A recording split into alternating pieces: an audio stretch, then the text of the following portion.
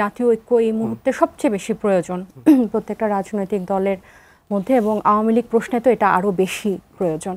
এবং এখন গত 16 বছর আপনি যদি তাকান, কম সময় না, কিন্তু এই সময়ে দুইটা প্রজন্ম মানে আওয়ামী লীগের, আমি তো বলতাম যে ইটে ইটে আওয়ামী লীগ হয়ে গেছে। মানে প্রত্যেকটা প্রতিষ্ঠানে কিন্তু এদের সংশ্লিষ্ট, আওয়ামী লীগ সংশ্লিষ্ট লোকজন, আপনি জেলা উপজেলা বিভিন্ন ওয়ার্ডে বলেন, পাড়ায় পাড়ায় তৃণমূল পর্যায়ে তাদের সমর্থক গোষ্ঠীর কিন্তু একদম ছড়িয়ে ছিটিয়ে আছে। এবং গণ অভ্যুত্থান পরবর্তী যে আইনশৃঙ্খলা বা দেশের যে একটা অবস্থা, এখন কিন্তু এরা সব জায়গায় পুনর্বাসিত হতে চাইবে।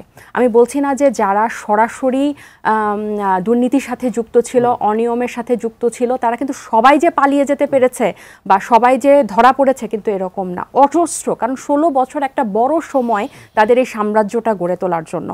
এখন আমরা যদি ভোটের রাজনীতির দিকে শুধুমাত্র বিবেচনা করে এদেরকে আবার পুনর্বাসিত করি, কারণ এটা আপনারা মানেন বা না মানেন, আমরা সবাই জানি, আমরা টকশো টেবিলে মানি বা না মানি, দীর্ঘ সময় 16 বছর ধরে এরা কিন্তু লুটপাট করেছে, অনেক অনেক আর্থিক লুটপাট কিন্তু হয়েছে।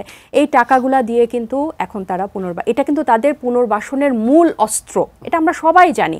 কিন্তু তারা যদি শুধু ভোটের রাজনীতি করার জন্য আমরা যদি তাদেরকে আবার পুনর্বাসিত করি, তাহলে কিন্তু ওই জায়গাটা আবার রয়ে যাচ্ছে।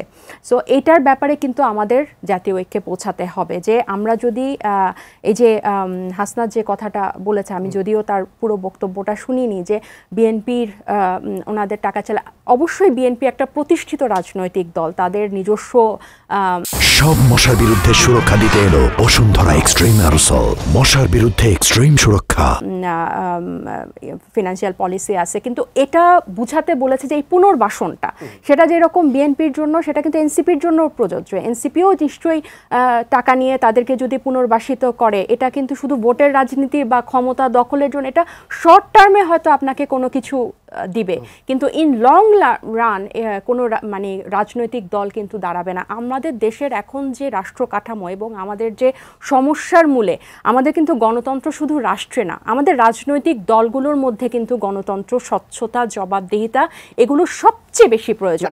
আমার কথাতেই নিশ্চয়ই এটা পরিষ্কার, কারণ হচ্ছে এই ভুলটা কখনোই আমরা করতে চাইব না। এবং আওয়ামী লীগের প্রশ্নে আমরা সবচেয়ে বেশি সোচ্চার।